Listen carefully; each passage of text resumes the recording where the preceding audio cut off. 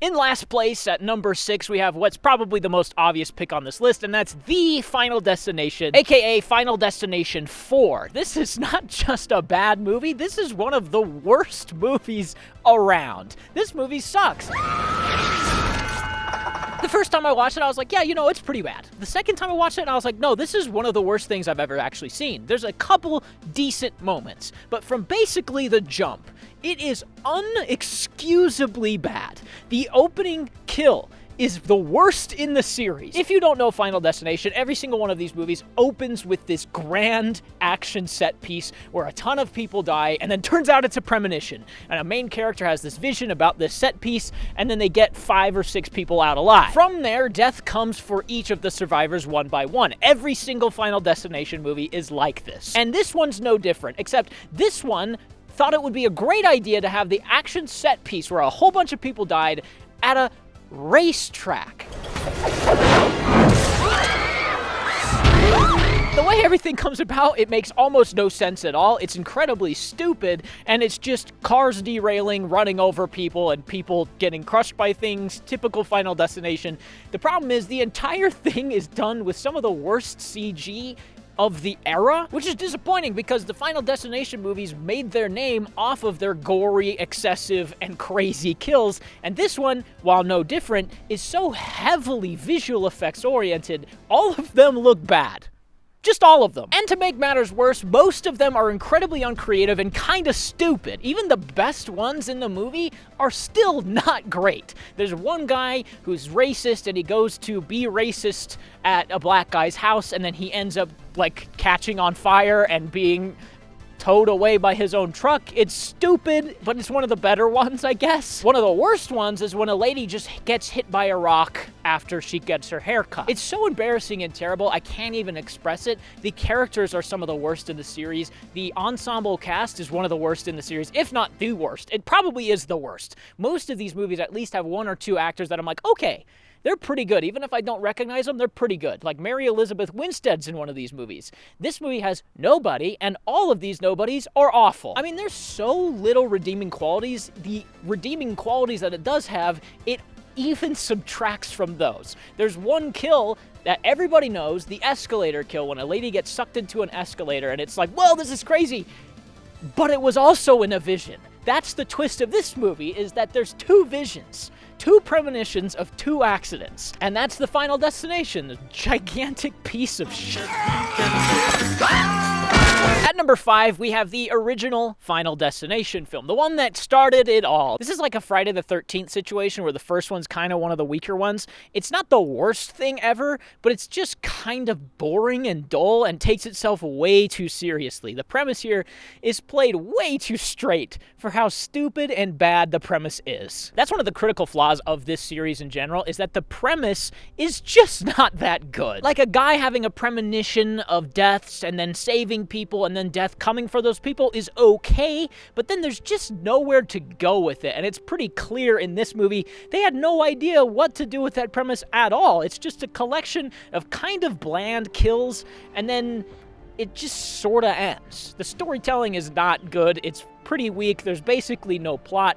It's just a series of scenes where one character dies, and then the lead sort of finds out about it, and then the FBI thinks that he's the one doing it because he knows about it and he saved people. It's flimsy. I mean, when one of the better kills in the movie is a lady that just gets stabbed by a knife while her house is on fire, you've got kind of a weak and uncreative kill streak going here. And the whole movie is just that. It's like, oh, I got skipped, but it's coming for them, and then it'll just come back for me. And I'm like, oh, okay, well then where's the hope? Where's the actual storytelling? How do I beat it? So it all feels like it's just the second act. The whole movie just feels like it's the second act of a different movie. And then it has this tacked on ending epilogue where it's like, oh yeah, you can't beat death. I told you were next. And it just skipped me. So who's next?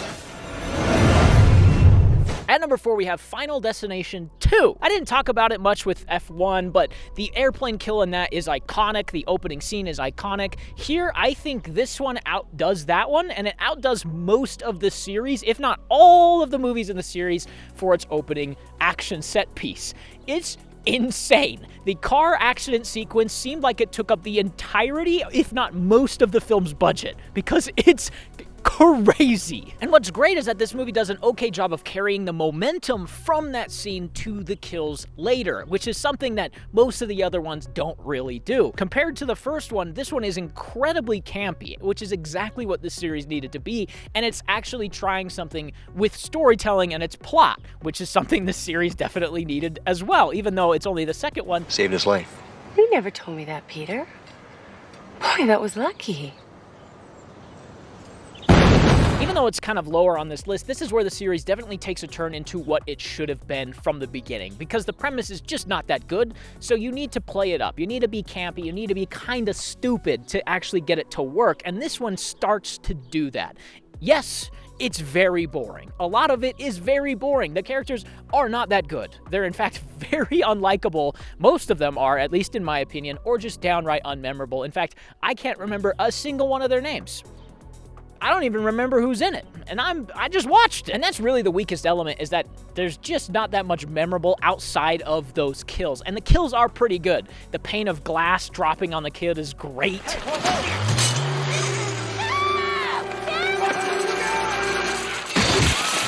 And I do like that it attempted to tell something of an actual story here with a beginning, middle, and end, even if it is incredibly stupid to have a baby getting born be the crux of your climax. That is stupid. For every life, there's a death. For every death, there is a life. But the introduction of life that was not meant to be, that could invalidate the list. At least they tried to give the characters that hope that they could beat death. That's something the first one is missing that this one does have, even if it's bad, even if it's pretty stupid. I appreciated the effort.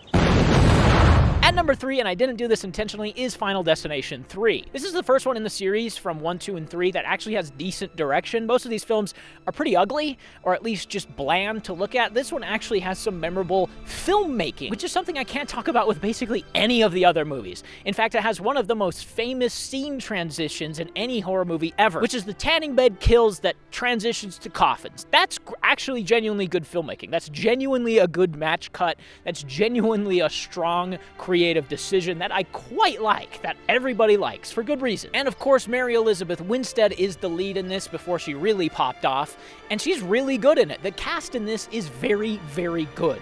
And that's what carries this movie, is those two things, the direction and the cast, because the story and the kills are not the best. There's a couple decent things in here, there's a couple decent story beats, there's a couple decent plot points, but for the most part, it's kinda uncreative, especially with a lot of its kills. A lady just falls into a nail gun. Okay. A thing falls onto a guy. Alright. A motor hits a guy in the head. Fine. Nothing particularly out there, nothing particularly creative, and it makes a lot of sense because it's the director from the first one. And for some reason, he just can't get these really fun kills that this series desperately needs to have, which is very obviously the case from the get-go. The roller coaster action set piece to start the film off, the vision to start the film off, is just bad.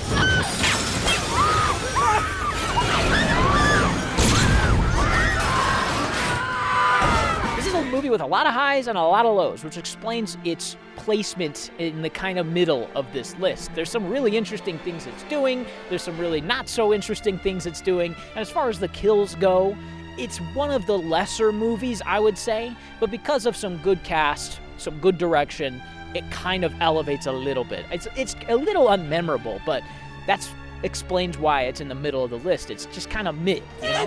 Don't let go! I can't!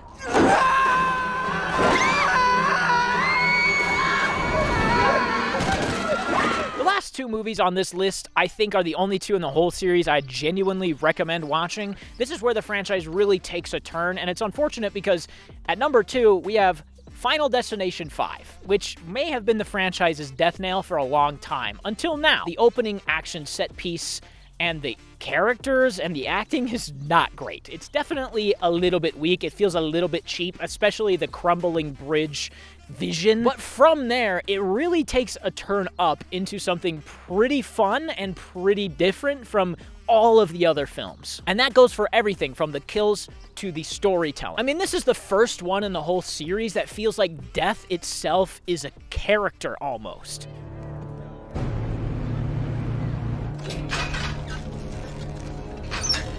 Looking good, Candace.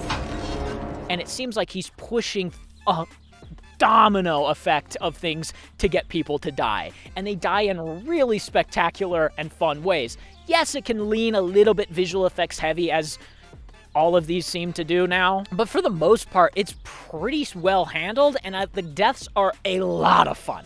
Some of the characters are very unlikable, so it's very fun to watch them die in these elaborate and crazy ways, like the acupuncture death. Or most spectacularly, the gymnastics death. Or my personal favorite, the eye death. The one where a laser shoots into a girl's eye and then she falls out of a building. It's one that triggers that weird phobia, because I don't have great vision. I've got contacts in right now that are like -4.5 or 4.7, I think. My vision's not good. So I've thought about going and getting LASIK eye surgery, and that triggered that phobia for me, where I was like, maybe I won't do that, actually. And that's what the best kills in this series do, is they trigger some weird phobia of something happening. And this movie has that in spades. And especially because the storytelling is somewhat interesting too. It takes a decent twist on the formula. This premise, again, not good. Just not a good premise where you have to beat death. But they actually layer something onto it in this one that's semi-interesting, where they say if you take a life, then you get their life, essentially. If you want to beat death, you gotta kill somebody, and then you get the years they had left. And that's kind of an interesting twist. It makes some of the characters go absolutely insane. One of them in particular is trying to shoot people. There's this scene in a diner where he's like running around in the kitchen and people are fighting him. It's pretty interesting. It's actually a decent little twist on the formula that I quite enjoyed. We weren't supposed to survive that bridge collapse. And so now it's kill or be killed. But the leads aren't anything to write home about. There's this weird thing where the lead wants to go to like Paris to be a chef, and it's kind of uninteresting. It really only serves to have a crazy ass twist at the end, which is talked about to death. I won't spoil it, but the twist at the end is one of the better elements of the movie, and it has no effect on anything in the movie. It's just there to be like fan service. It's not great. It's kind of stupid, and I don't really love that they did it, but it's one of the more interesting elements of the whole franchise, which is saying something.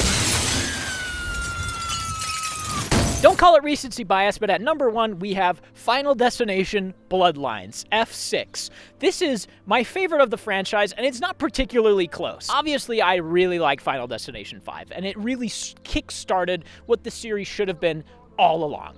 Campy, fun kills, kind of cheap on the budget, but decent cast, decent direction, and really doubles down on the craziness of death. What I loved about Final Destination Bloodlines is that death as a character has never been more prominent. If the wind blows, like it is now, watch out, because death is coming for your ass. And it happens over and over and over again. The second the wind starts blowing, characters go.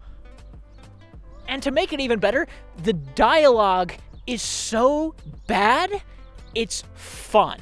And I think it's intentional. I could be wrong, but the dialogue is so campy and stupid, I wrote down lines of dialogue from the movie in my notebook because they were so funny to me. Oh, yeah, I'm okay. All right. Oh, good. Like at the end, when the wind starts blowing, this wind chime starts going, and it zooms in on our main character, and she's like, Death's about to make a move. And I howled. Or an even better line is when our main character is looking at things that could potentially kill somebody. She's like, there's this thing in the tree and it could fall and hit that guy and leaves will blow into the kids and a soccer ball will hit you in the face and a garbage truck will kill you. It's like math. She really says that learning how death operates is like math. It's like solving an equation. And I cried. How do we do that? There are only two ways: by killing or by dying. Not to spoil too much, but one of the laugh out loud moments in the film is when one of the characters is trying to get to this bunker, safe house, cabin in the middle of nowhere, and she's trying to get there so that she can protect her family, because if she stays away from death, if she can beat death, then her family will be safe. It keeps trying to get her, and she keeps stopping it so the people behind her are good. Eventually it got to Iris. She single-handedly held off death for decades. Stephanie. So she's trying to get there.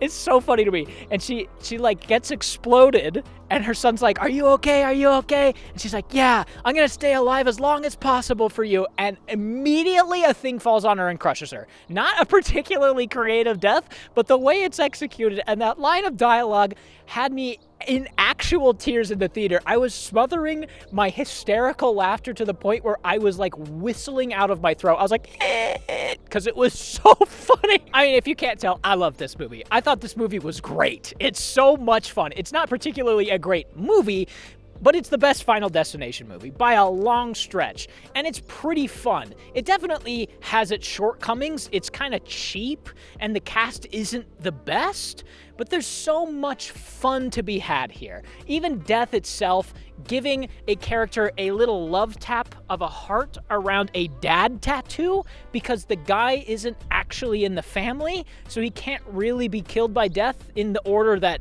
they think he can be. That was cheeky and fun. The MRI scene was incredible. I loved it. It was so much fun, and the kills are so memorable. They really put in the time to make the kills as good as they possibly can. Obviously, there's still some not great moments of CG use, but for the most part, the practical effects are great. The direction's okay, the cast is okay, but it really doubles down on that fun kill phobia thing.